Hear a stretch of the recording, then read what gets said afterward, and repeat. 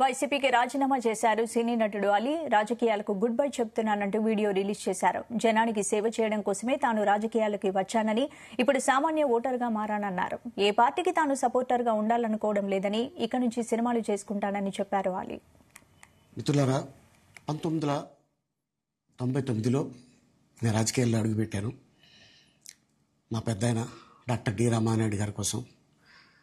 ఎందుకంటే నేను child artist తర్వాత నేను మళ్ళీ ఒక వయసు వచ్చిన తర్వాత నాకు అద్భుతమైన అవకాశం ఇచ్చి ప్రేమ ఖైదీ అనే సినిమాతోటి మళ్ళీ నా కెరీర్ స్టార్ట్ అయింది చైల్డ్ ఆర్టిస్ట్ తర్వాత.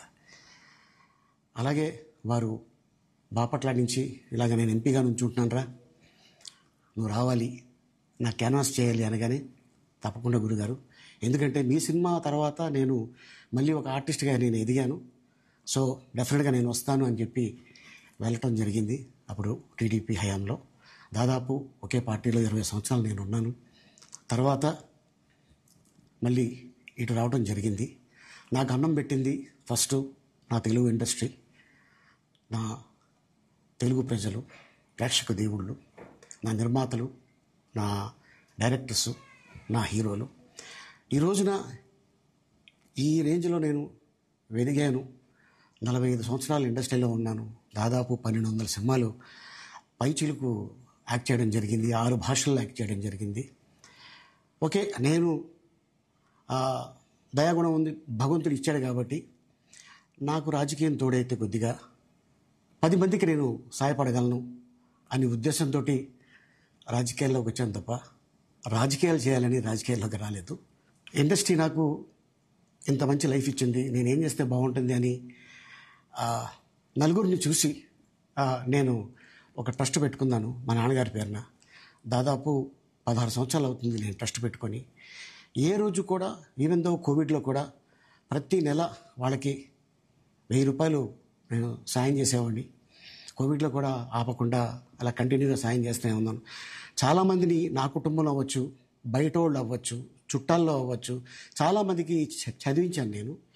అండ్ అలాగే మా తల్లిదండ్రులు నాకు ఇచ్చిన ఒక గుణం అది అందరితో పంచుకోవాలని చెప్పి ఉద్దేశంతో నేను ట్రస్ట్ కూడా పెట్టుకున్నాను. నా ఇన్కంలో దాదాపు 20% నేను ట్రస్ట్కి ఇవ్వటం జరుగుతుంది. గతంలో కూడా చెప్పా, ఫారిన్ కంట్రీస్లో ఏదైనా ఈవెంట్స్ చేస్తే దాంట్లో నుంచి 60% ట్రస్ట్కి వెళ్ళి 40% నేను తీసుకునేవాడిని. సో ఇట్లాగా చాలా సేవలు చేసి ఉన్నాను కాబట్టి ఈ మాట కూడా నేను మీకు చెప్పుకుంటున్నాను.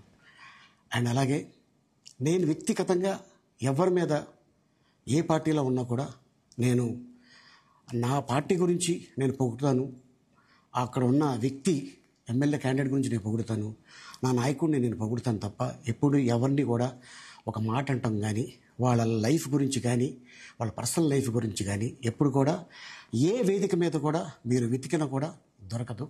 అండ్ అలాగే సో నేను ఈ రోజున మీ ముందుకి రావడానికి కారణం ఏంటంటే, నేను ఏ పార్టీ మనిషిని కాదు, ఏ పార్టీ సపోర్టర్ని కాదు, ఐఎమ్ జస్ట్ కామన్ మ్యాన్గానే ఉండి ఇక నా సినిమాలు, నా షూటింగ్లు నేను చేసుకుందాం అని చెప్పేసి అనుకుంటున్నాను.